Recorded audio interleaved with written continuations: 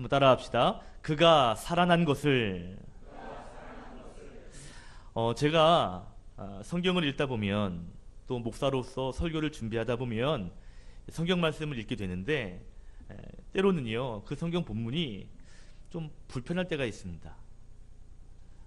무슨 말이냐면, 설교를 좀 할 때 성도들이 좀 은혜가 되는, 때로는 성도들이 도전을 받는 그러한 본문이면 참 좋은데요, 때로는 좀 그렇지 못한 본문을 만나면 참 안타까운 마음, 좀 어려운 마음이 들 때가 있습니다. 오늘 본문의 내용도 보시면 처음 부분이 그런 부분으로 시작되죠.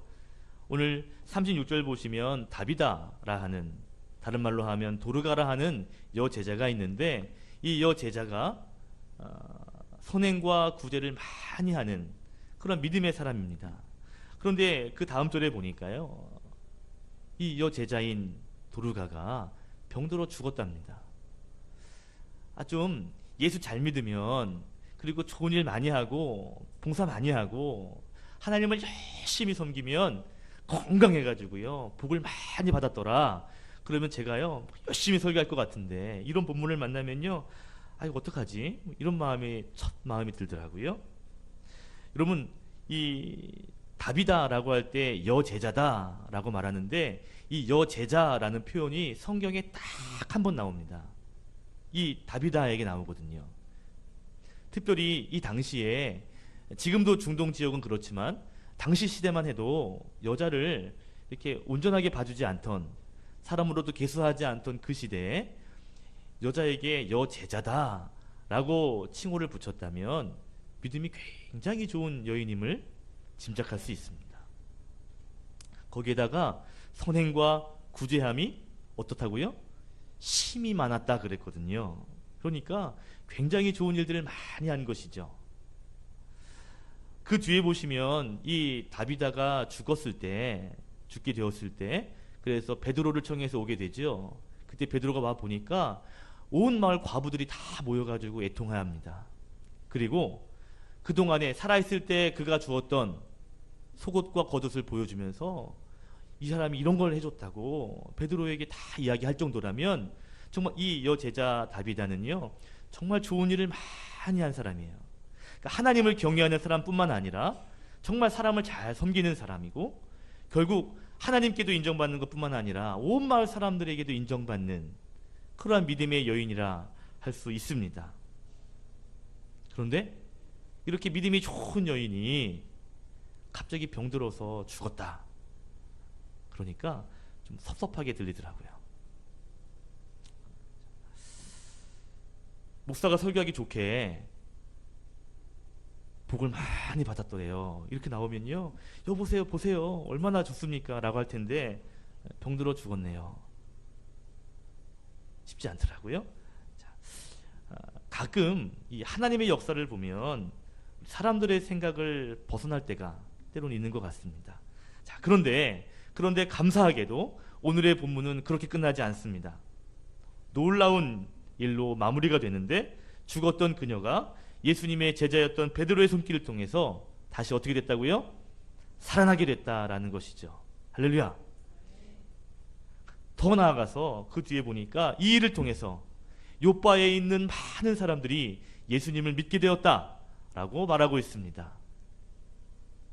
결국 이 일을 통해서요, 어떻게 보면 알 수 없는 의문의 고난이죠. 이 여인에게는요, 예수님을 잘 믿었는데 찾아온 고난이지만, 그러나 그 고난을 통해서 하나님은요 온 요바 사람들에게 복음을 전하게 되는, 예수를 믿게 되는 놀라운 계기가 되는 그러한 일들이 되었습니다. 이런 결론을 내릴 수 있을 것 같아요. 고난은 어떠한 모양이든지 간에 우리가 이해할 수 없지만, 고난 자체는 이해할 수 없는 너무 어려운 것이지만, 그러나 그 고난이 믿음으로 통과되면 그럼 하나님의 놀라운 역사가 이루어진다. 아멘. 그 놀라운 역사는 오늘 본문처럼 살아나는 것일 수도 있고요, 또 다른 방법일 수 있습니다. 모두가 다 이런 방법은 아니겠죠. 그러나 중요한 것은요, 고난이 때로는 이해할 수 없고, 때로는 그 고난이 우리의 마음을 너무 아프게 하지만, 그러나 그 고난이 하나님의 계획 가운데 진행되는 것이라면 그러면 하나님의 놀라운 역사가 일어난다. 우리가 계획하지 못한, 우리가 알 수 없는 놀라운 하나님의 일들이 일어나게 된다라는 것이죠. 오늘 이 베드로의 이야기를 통해 특별히 하나님의 역사가 여러분의 삶 가운데에도 일어나게 되기를 예수님의 이름으로 축원합니다. 아멘. 병들어 죽었던 한 여인의 이야기가 결국 살아나는 이야기로 끝나고 많은 사람들이 예수를 믿게 되었던, 그래서 많은 사람들이 예수 그리스도를 의지하게 되었던 것처럼 이 말씀이 우리에게 용기가 되고요, 특별히 우리의 삶에도 이러한 놀라운 기적의 역사, 주님의 역사가 일어나게 될 줄로 믿습니다. 아멘. 오늘 역시 두 가지 교훈을 나누기를 원하는데, 그 교훈을 나누기 전에 오늘 본문에 나오는 베드로, 그리고 베드로와 함께 나오는 예수님의 제자들, 이 제자들이 태도를 보면 참 이해할 수 없는 태도를 보이고 있습니다. 자, 성경에서 보니까 이 여인이 병들어 어떻게 됐다고요? 죽었답니다. 그러면 끝난 겁니다. 병이 들었다라는 건 아직 가능성이 있거든요. 아직 뭔가 할 수 있는 일들이 남아 있어요. 그러나 죽었다 하면 이제 끝난 겁니다. 그죠? 맞죠? 안 죽어봐서 모르세요? 맞죠? 죽었다 그러면 끝난 거거든요. 그런데 오늘 요바에 있던 제자들이 있었는데, 그 제자들이 오늘 옆 동네에 베드로가 왔다라는 소식을 듣고 두 사람을 급히 보냅니다. 그래서 하는 말이, 지금 다비다라고 하는 제자가 죽었으니 빨리 와 도와주십시오. 빨리 와주십시오 라고 청했다 그랬습니다. 죽었는데 이게 의미가 있을까요? 이미 끝났는데요.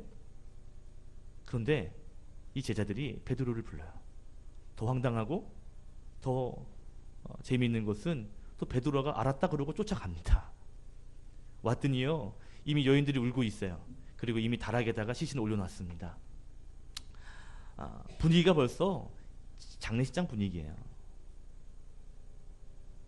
그런데 그러면 끝났구나, 아유 됐네요, 장례해야죠 라고 끝나는 것이 아니라 베드로가 그리로 올라가죠. 그리고 기도합니다. 그리고 하는 말이, 다비다야 일어나라 라고 외칩니다. 아직 살아있는 것이 아니고 죽어있는데 죽은 사람에게 그렇게 했다라는 것이죠. 죽은 자의 이름을 부르며 일어나라 라고 소리쳤다는 것입니다. 자, 무슨 말일까요? 베드로와 함께한 제자들이 오늘 포기하지 않고 오늘 나아갔다라는 것이죠. 자, 오늘 첫 번째 나누고 싶은 것이 뭐냐면요, 여러분, 포기하지 않고 기도할 때 주님의 역사가 일어납니다. 따라합시다. 포기하지 않고 기도할 때 주님의 역사는 일어납니다. 만약에 여러분, 다비다가 병들어 죽었습니다. 끝났다. 옆에 베드로가 와도 소용없다. 사람을 안 보냈더라면 이런 기적은 일어나지 않습니다. 두 명이 찾아와서 빨리 와달라고 할 때 죽었다며, 숨이 멈췄다며, 그럼 가서 뭐 하겠어 라고 이야기했다면 역시 기적은 일어나지 않습니다. 그런데요, 포기하지 않고요, 오늘 그 앞에 나와 베드로를 보니까요, 그 앞에 기도했다 그랬습니다. 사람이 죽었다면 포기하고 장례를 준비하는 게 어쩌면 정상적인 반응입니다. 그런데 주의 제자들이 포기하지 않습니다. 결과적으로 보면 이 일을 통해서 예수님의 여제자 다비다가 살아나게 되고, 그리고 놀라운 부흥의 역사가 욥바에 있었습니다. 자, 보세요. 여러분 보세요. 여제자가 죽었습니다. 그런데 포기하지 않고 사람을 보내요. 그리고 포기하지 않고 그가 옵니다. 기도합니다. 자, 여기까지 죽었는데 사람을 보냈어요. 그리고 사람이 왔어요. 기도했어요. 요 기간까지는 세상의 눈으로 보면 바보 같은 짓일 수 있습니다. 뭐 하는 거야? 왜 그러는 건데? 왜 시간을 낭비하는데? 왜 저렇게 에너지 낭비하는데? 라고 보일 수 있습니다. 마치 현실을 인정하지 않는 것 같고, 마치 그렇게다 기도하는 것이 비효율적인 것처럼 보일 수도 있습니다. 요 시기는 말이죠. 그러나 그 다비다가 딱 일어나는 순간, 그때부터 그 전의 시간은요, 이것이 헛된 시간이 아니라 기적을 만들어내는 시간이었습니다. 여러분, 이게 참 중요한 것 같습니다. 기적을 만들어내는 그 전까지의 시간이 어떻게 보면 참 바보같이 보일 수 있는 시간일 수도 있습니다. 기도하면 뭐가 되니? 하나님이 뭐 도와주시면 돼? 그 시간이요, 기적이 일어난 그 바로 직전까지는요, 참 어떻게 보면 미련해 보이는 그러한 순간일 수 있거든요. 그러나 기적이 딱 일어나게 된다면 그 전의 시간은 정말 이 기적을 만드는, 기적을 일으키는 시간이었다는 것이죠. 여러분, 다비다가 오늘 살아나는 놀라운 기적이 있었는데요, 그 기적에는 두 가지의 고비가 있는 것 같습니다. 첫 번째는 제가 처음 말씀드린 것처럼 믿음의 사람에게 일어나는 이해할 수 없는 고난, 이해할 수 없이 병들고 죽게 되는 이 고난의 기간, 이해할 수 없는 고난이 참 기적을 만들기 전에 우리에게 주는 고비인 것 같습니다.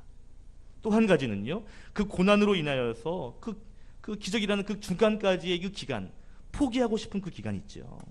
그 기간이 참 고비의 기간인 것 같아요. 문제가 생기는 그 시점부터 그 문제가 해결되는 그 기간까지가 어떻게 보면 고비일 수 있습니다. 자, 여러분, 그런데요, 그때 포기하시면 안 돼요. 할렐루야. 포기하시지 말고 하나님의 역사를 기대하고 하나님께 기도의 자리로 나아가시기를 바랍니다. 왜요? 하나님이 아직이라고 하면 포기하기 이르다는 것입니다. 여러분, 성경에 보시면 우리가 볼 때 늦었어, 포기해, 에휴, 되겠어?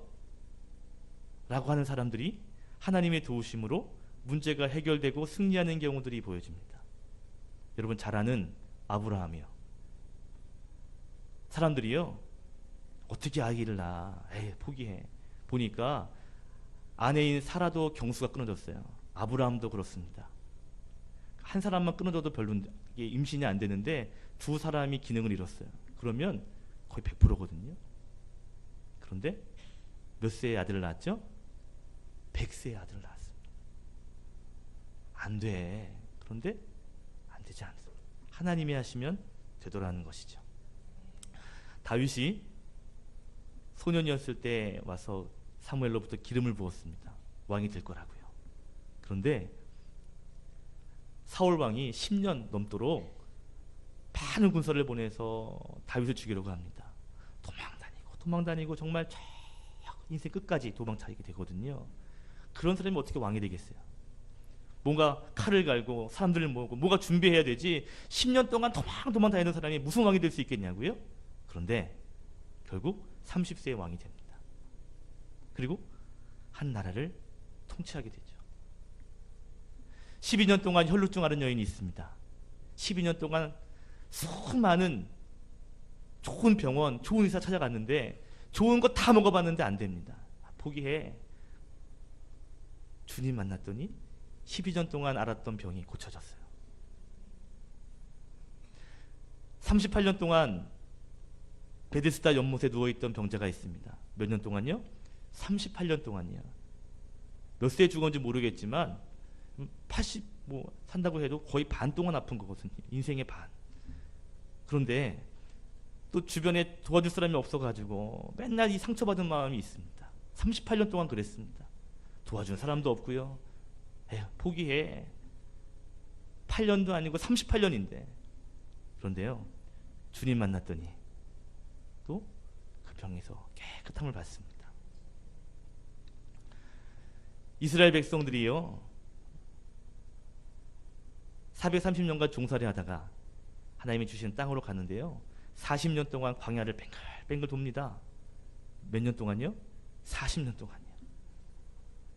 40년 동안 광야를 뱅글뱅글 도는 거예요. 사람들이 며칠 지나도 사람들이 포기하자, 그런 시간이 40년입니다. 그런데 그 기간이 지났더니요, 젖과 꿀이 흐르는 땅을 하나님께서 허락해 주셨습니다.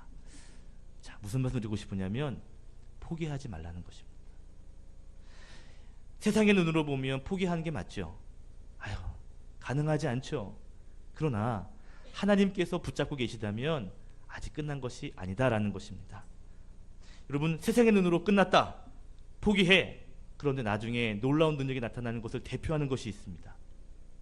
바로 제 뒤에 있는 십자가입니다. 십자가는 고난의 상징이고 죽음의 상징이고 최고의 사형틀입니다. 저기에 올라가면 끝입니다. 더 이상 아무것도 할 수 없습니다. 저기에 올라가면 저주입니다. 그런데요, 예수님께서는요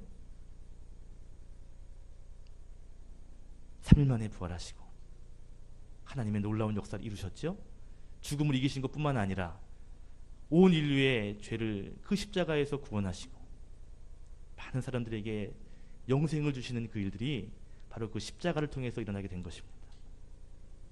우리에게는 불가능합니다. 맞아요. 그러나 하나님에게는 불가능하지 않습니다.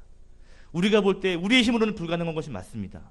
그러나 하나님이 도와주시면 아직 끝나지 않았습니다.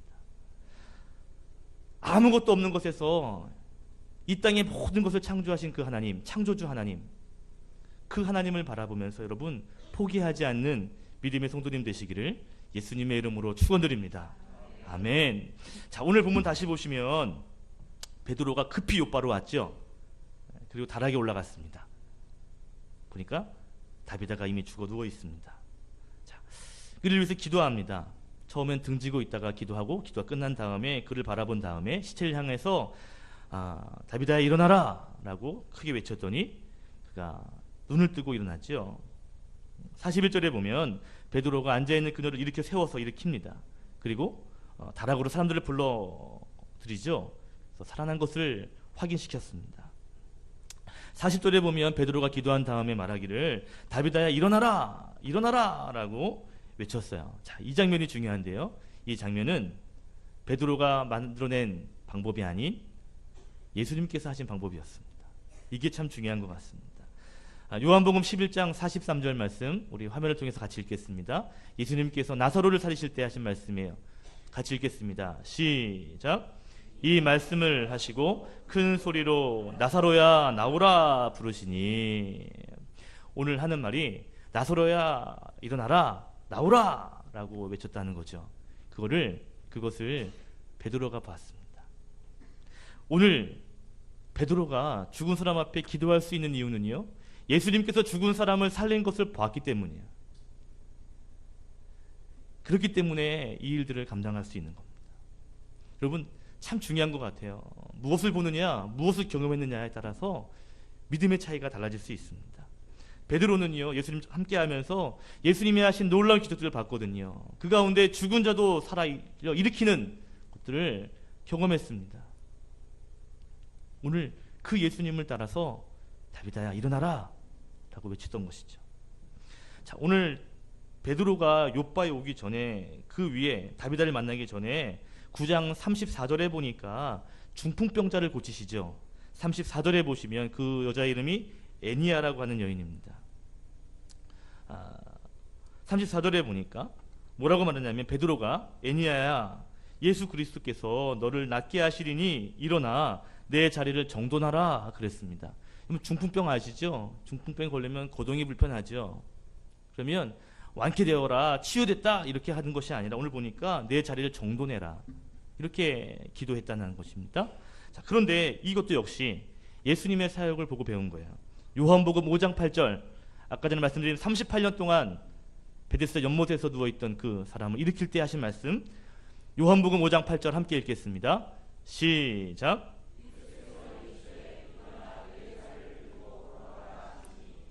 아멘. 일어나 내 자리를 들고 걸어가라. 내 자리를 정돈하고 가라는 것이죠. 역시 베드로가 똑같이 하는 이유는요, 할 수 있었던 것은 예수님의 모습을 보았고 똑같은 상황에서 예수님처럼 행동했기 때문에, 그런 믿음이 있었기 때문에 가능했다라는 것입니다. 자, 보세요. 베드로는요 오순절날 성령의 충만함을 받았습니다. 그죠?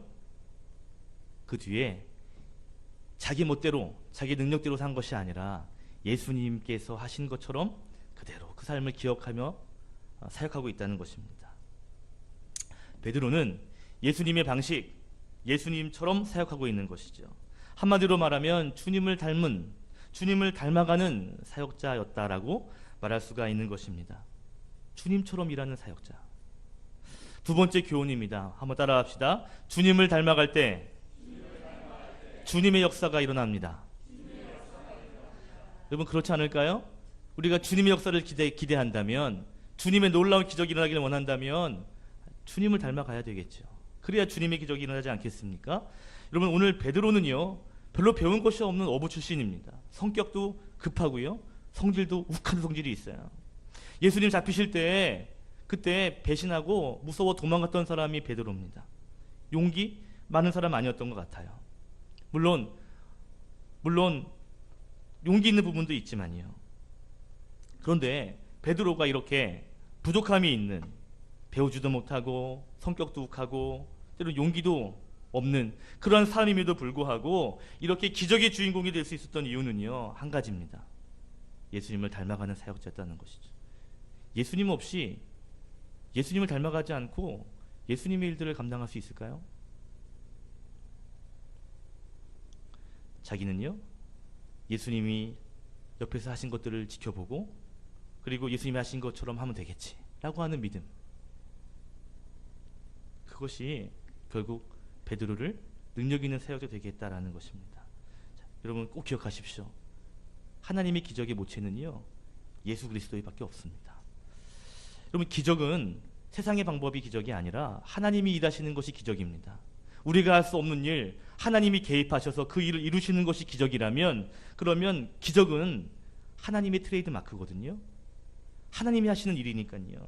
그 하나님이 하시는 일, 그 일이 예수님을 닮을 때 놀랍게 나타나지 않겠습니까? 여러분, 저와 여러분이 예수님을 날마다 닮아가시기를 축복합니다.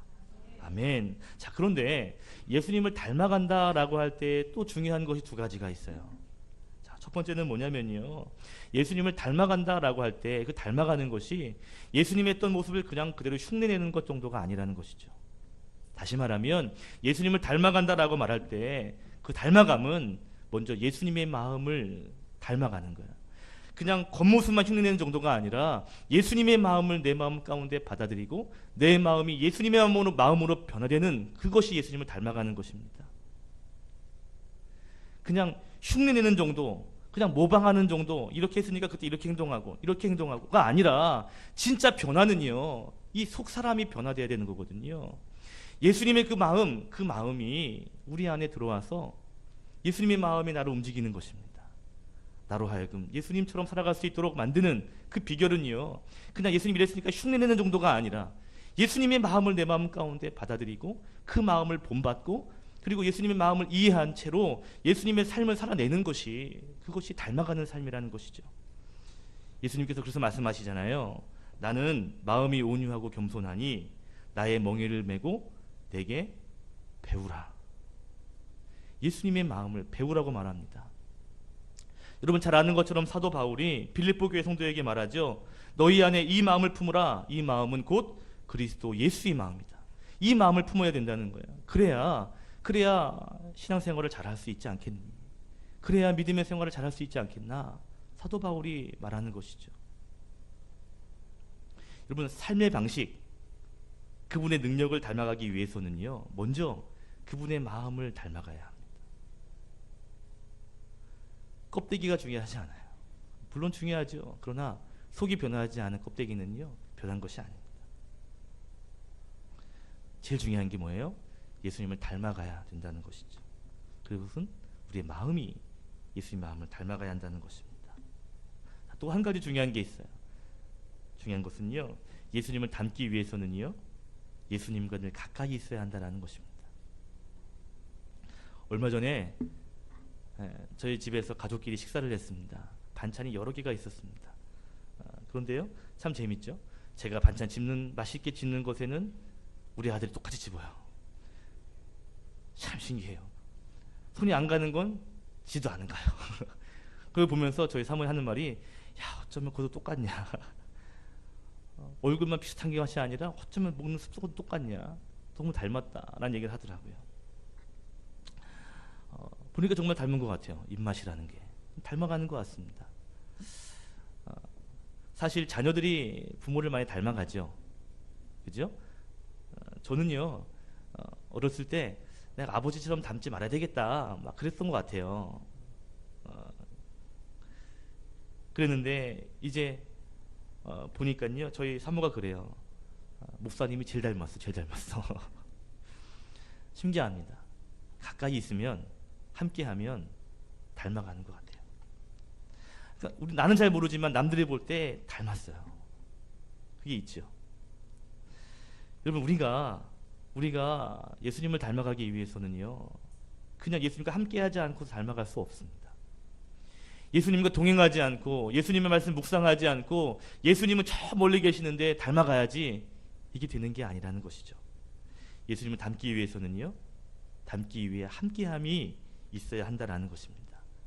그 함께함이 있으면 굳이 닮으려고 하지 않아도 그냥 닮아가는 것 같아요. 부부가 닮아간다면서요? 함께하니까 닮아가는 것 아니겠습니까? 나도 모르는 사이에 조금씩 닮아져가는 이 모습이 있다면, 우리가 주님과 함께하지 않으면서 어떻게 주님을 닮아갈 수 있겠으며, 주님을 닮아가지 않고서 어떻게 주님의 능력을 행할 수 있겠는가? 오늘 본문의 베드로 많이 배운 사람 아니었습니다. 오늘 베드로 용기 많은 사람 아니었습니다. 성격 급하고 때로는 주님한테 툭툭 말했던 그 사람은 베드로 아닙니까? 그런데 조금씩 주님을 닮아 사역할 때 마지막에는 귀하게 사용되는 그러한 하나님의 사역자가 되는 것처럼, 우리의 모습, 우리의 가지고 있는 환경, 내가 가지고 있는 능력, 이것이 중요한 것이 아니라 내가 주님을 얼마나 많이 닮아가는가에 따라서 하나님의 능력이 우리 가운데 임하게 되는 것이죠. 나는 배운 게 없어. 나는 이것저것 못해. 그러지 않다는 것입니다. 오늘 저는요, 우리 교회에 이러한 일들이 있었으면 좋겠어요. 주님을 많이 닮아가는 모습들이요. 할렐루야. 여러분, 그러기 위해서는 주님과 동행하셔야 합니다. 주님과 함께 하셔야 됩니다. 그래서 주님의 마음을 닮아갈 때 내 습관, 내 태도, 우리의 삶의 방식이 바뀌게 되는 것이고요. 결국 그 일을 통해서 결국 하나님의 놀라운 역사들은 우리를 통해 일어나게 되는 줄로 믿습니다. 말씀을 정리할게요. 여러분, 포기하지 마십시오. 주님이 함께하는, 포기하기는 이릅니다. 기도하시면 됩니다. 날마다 주님과 동행하심으로 주님을 닮아가는 일들을 여러분 감당하시기 바랍니다. 그럴 때 여러분의 인생 가운데 주님의 역사가 풍성하게 나타날 줄 믿습니다. 놀라운 역사가 일어나기를 간절히 주의 이름으로 축원드립니다. 아멘. 기도하겠습니다.